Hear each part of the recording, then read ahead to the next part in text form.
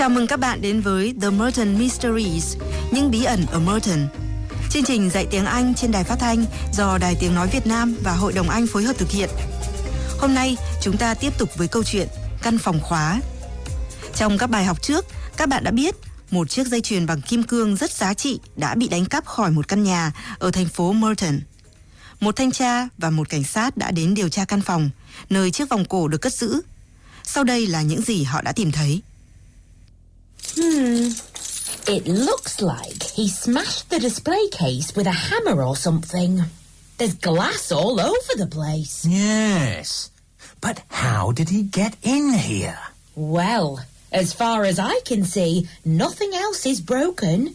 There's no sign of forced entry. Yes, he certainly didn't come in through a window because there aren't any. And if Yasmin has the only key, he didn't come through the door either.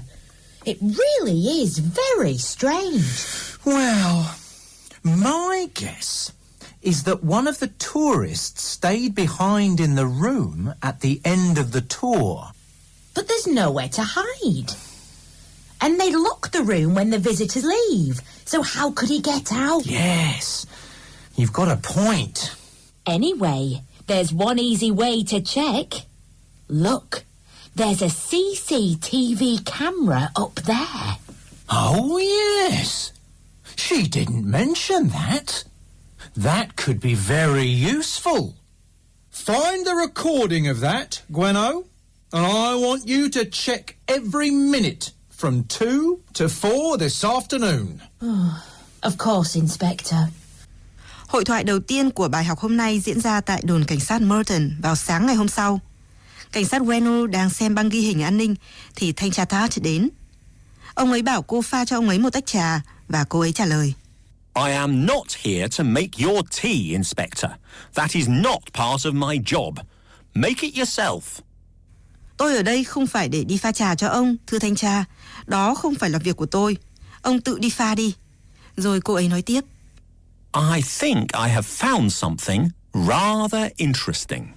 Tôi nghĩ tôi đã tìm được điều gì đó khá thú vị. Và sau đây là 3 câu hỏi dành cho các bạn. Cảnh sát Reno đã tìm thấy gì? Thanh tra Tart kết luận thế nào từ điều này? Họ quyết định làm điều gì tiếp theo? Mời các bạn cùng nghe hội thoại. Good morning, Gweno. Inspector. Can you make me a cup of tea, please, Gweno? Milk and 2 sugars. Just leave it on my desk, will you? Oh, I am not here to make your tea, Inspector. That is not part of my job. Make it yourself. Ooh. I see someone's in a bad mood this morning. I'm not in a bad mood. I'm just trying to concentrate because I think I found something rather interesting. Oh, yes? Yes. I've been watching the recording from the CCTV from yesterday. Yes? Now, as we thought, there's no sign of anyone staying in the room after the end of the first tour. And there's no sign of anyone entering the room either. Oh. But there is this. You see? Just here. The clock is saying 14:23. And at this moment... There. The screen goes blank. Oh, yes. And it stays blank for the next 90 seconds. Just long enough to get into the room, smash the glass, and take the necklace. Exactly. So, who would know how to switch off the camera? I'll tell you who, Gweno. It's someone who works there. This is an inside job. That is exactly what I thought. And as far as I know, there are only 3 people who work at Fairview House. There's Mrs. Turner, you know, the old lady we met yesterday. And she doesn't look like my idea of a jewellery thief. And then there are the 2 guides. There's Sylvia. She's the one who found the necklace had gone missing. And then there's George. He was leading the other tour earlier that afternoon. Well, I think we should go and speak to both of them. Don't you?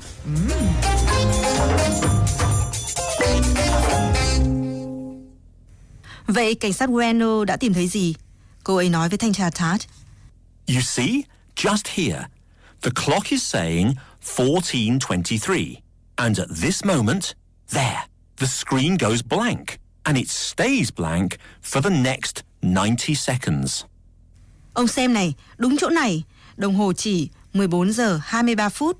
Và tại thời điểm này, đây màn hình trống trơn. Và màn hình trống như thế trong 90 giây. Thanh tra Tad nói. Just long enough to get into the room, smash the glass, and take the necklace. Đủ dài để đi vào phòng, đập vỡ tủ kính và lấy chiếc dây chuyền. Thanh tra Tad đưa ra kết luận thế nào từ việc này? Ông ấy nói. So, who would know how to switch off the camera? It's someone who works there. This is an inside job. Vậy thì ai có thể biết tắt camera? Là người làm việc ở đó. Đó là một kẻ tay trong. Ông Tad và Bueno thảo luận về 3 người làm việc ở ngôi nhà Fairview House. Có một bà giúp việc rất già tên là Turner. Nhưng thanh tra Tad nói. She doesn't look like my idea of a jewelry thief. Tôi không nghĩ bà ấy là tên trộm đồ trang sức. Và 2 người nữa trong diện tình nghi là cô hướng dẫn du lịch Sylvia, người đã phát hiện ra chiếc dây chuyền bị đánh cắp, và một người đàn ông có tên là George, cũng là một hướng dẫn viên du lịch. Và ông Tad và Bueno quyết định làm gì tiếp theo. Thanh tra Tad nói. I think we should go and speak to both of them, don't you? Tôi nghĩ chúng ta nên đến và nói chuyện với cả 2 người họ. Cô thấy thế nào? The Merton Mysteries. Học tiếng Anh qua những câu chuyện trinh thám gay cấn, bí ẩn, đầy hấp dẫn. Đừng bỏ qua khung giờ 10 giờ 15 và 23 giờ các ngày thứ 3 và thứ 5 hàng tuần trên VOV2, Đài Tiếng nói Việt Nam. Trong hội thoại tiếp theo, ông Tad và Bueno đi đến gặp George. Họ giới thiệu bản thân và George nói với họ. Well, this is about that necklace, isn't it? Have you come to arrest me? Nào, là vì vụ dây chuyền phải không? Các vị đến để bắt tôi à? Họ nói với anh ấy là họ chỉ muốn hỏi vài câu, và anh ấy trả lời. That's disappointing. I thought you were going to make my life more exciting. Thật thất vọng, tôi đã nghĩ các vị sẽ làm cho cuộc sống của tôi thêm thú vị. Anh ấy nói thêm. If you do think I'm a suspect, you're wasting your time. Nếu các vị nghĩ tôi là nghi phạm, thì các vị đang lãng phí thời gian rồi. Mời các bạn nghe hội thoại và lưu ý 2 câu hỏi. Tại sao George lại nói rằng các nhân viên cảnh sát đang lãng phí thời gian? Và anh ta đề nghị đưa cho thanh tra xem cái gì? Mr. Lewis! Mr. Lewis! Mr. George Lewis? Yes. Sorry to disturb you, Mr. Lewis. I'm Inspector Tate from the Merton Police. And I'm PC Lucy Gweno. Oh, I wondered how long it would take you. I'm sorry? Well, this is about that necklace, isn't it? Have you come to arrest me? No, of course not. We just want to ask you a few questions, that's all. Oh, so I'm not a suspect. That's disappointing. I thought you were going to make my life more exciting. This is just a routine inquiry, George. Good, because I can tell you right now, if you do think I'm a suspect, you're wasting your time. Oh, really? And why's that? Because I wasn't even in the building when that necklace went missing. As soon as I finished my tour at 2 o'clock yesterday afternoon, I went straight to the dentist. Which one? The one in the middle of town? That's right. And I was in his chair for over an hour. It was horrible. I'll show you the tooth he pulled if you like. Thank you, Mr. Lewis, but that won't be necessary. Vậy tại sao George nói các nhân viên cảnh sát đang lãng phí thời gian? Anh ấy nói. I wasn't even in the building when that necklace went missing. Tôi thậm chí còn không ở trong tòa nhà đó khi chiếc dây chuyền biến mất. Và anh ấy giải thích lúc đó anh ấy đang làm gì. As soon as I finished my tour, At 2 o'clock yesterday afternoon, I went straight to the dentist. Ngay khi tôi kết thúc chuyến tham quan của mình lúc 2 giờ chiều ngày hôm qua, tôi đi thẳng đến nha sĩ. Và anh ấy đề nghị cho thanh tra xem cái gì. Anh ấy nói, I'll show you the tooth he pulled, if you like. tôi sẽ cho ông xem cái răng đã nhổ ra nếu ông muốn. Và thanh tra trả lời, Thank you, Mr. Lewis, but that won't be necessary. cảm ơn ông Lewis, nhưng điều đó là không cần thiết. The Merton Mysteries tăng cường phản xạ nghe và cải thiện kỹ năng nghe tiếng Anh một cách hiệu quả. Chương trình do Đài Tiếng nói Việt Nam và Hội đồng Anh phối hợp thực hiện.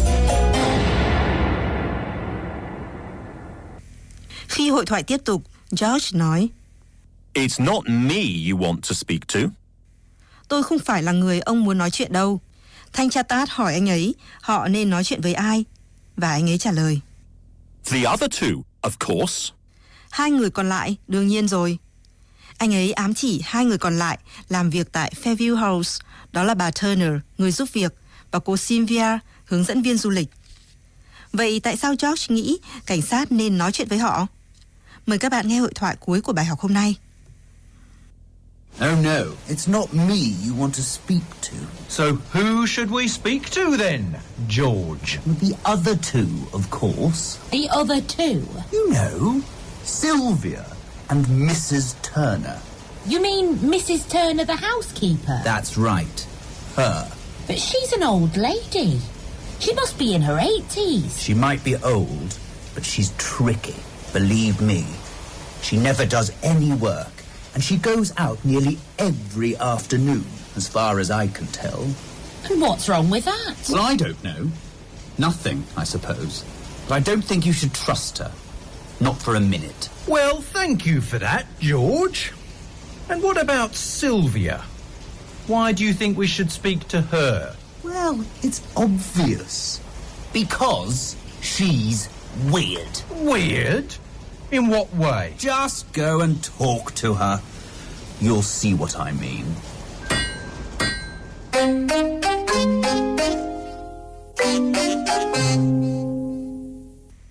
Vậy tại sao George nghĩ họ nên nói chuyện với bà Turner? Anh ấy nói, She might be old, but she's tricky. Believe me. She never does any work, and she goes out nearly every afternoon. bà ấy có thể già, nhưng bà ấy rất gian xảo, tin tôi đi. Bà ấy không bao giờ làm việc gì, và bà ấy đi ra ngoài hầu như tất cả các buổi chiều. Và anh ấy nói tiếp, I don't think you should trust her. Not for a minute. tôi nghĩ các vị không nên tin tưởng bà ấy, không một phút nào. Và tại sao George nghĩ họ nên nói chuyện với Sylvia? Anh ấy nói, Well, it's obvious. Because she's weird. à, hiển nhiên rồi, bởi vì cô ấy dị lắm. Vậy George nói có đúng không? Bà Turner có gian xảo không? Họ có nên tin tưởng bà ấy không? Thế còn Sylvia, cô ấy có phải là người kỳ dị không? Để biết chuyện gì xảy ra khi thanh tra Todd và cảnh sát Weno đến gặp và nói chuyện với Sylvia, mời các bạn theo dõi bài học lần sau. Bài học đến đây là kết thúc. Các bạn vừa nghe chương trình Học tiếng Anh do Đài Tiếng nói Việt Nam và Hội đồng Anh phối hợp thực hiện. Các bạn có thể tìm thêm nguồn tài liệu học tiếng Anh tại địa chỉ learnenglish.britishcouncil.org. Xin chào và hẹn gặp lại trong buổi học tiếp theo.